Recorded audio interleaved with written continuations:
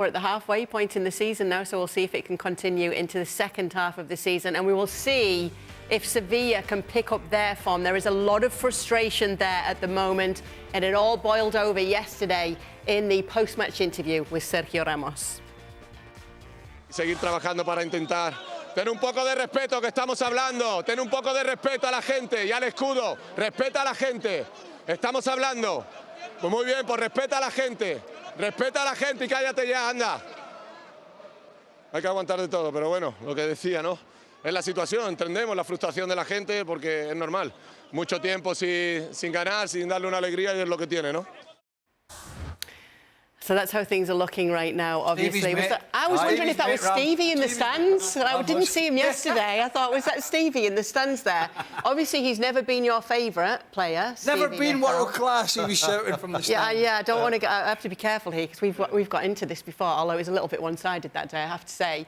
What do you make of moments like this when you see Sergio Ramos, with the stature that he has as a player, saying what he's saying here and showing this passion? I don't have a problem with what Ramos said.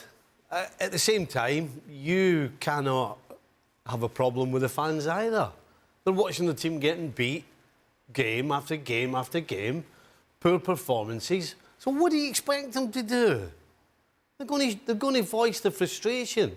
So it goes with the territory. Listen, when you're winning and everybody's patting you on the back and they're all cheering your name and they're all clapping you, then you take it fine.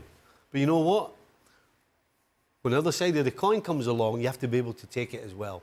Now, as I said, I don't have a problem with what he said, but he has to understand. Goes with the territory. So was it a yellow or a red, Sergio?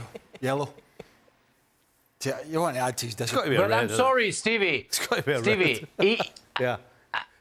I think he understood and he accepted the fan frustration, because he said after that, he said, it's our fault. We have to understand the fans' frustration. He said it straight after. He was yelling at the fans just to shut up because he was talking, but he completely went for what the fans were saying, that it was their fault, that they had to restructure themselves, and they completely understood the fans' frustration. So I think it was, as you said, it was good for him to react like that. Now they have to do something about it. I don't think either of them are wrong. That's what happens when you lose football games. When you've got players that are passionate and fans that are passionate. I mean, we talked a lot about Eric Dier in this show tonight at the start, probably way too much. But it's kind of kindergarten stuff, isn't it? Because Eric Dier, if you're talking about Eric Dier, he ran into the crowd at Tottenham. I don't know how long ago.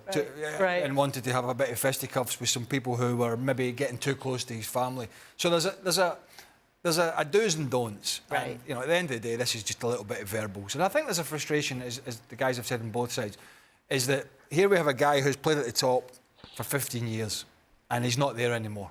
And then when a team are struggling, they generally don't go after the younger players. It's the experienced ones that get it in the neck. And he's the most experienced of the lot. And he's from the area as well, so obviously. I'm just laughing that you brought up Eric Dier again, even though we've already talked about him far too much. Well, like I just said, Eric Dier. And he said we're talking about him too much. He jumped in the crowd. There's more Spanish football coming up for you. It's the round of 32 in the Copa del Rey. All of these games, including Sevilla, away to Racing Ferrol. We'll see how that one turns out for them. You'll be able to do so right here on ESPN+.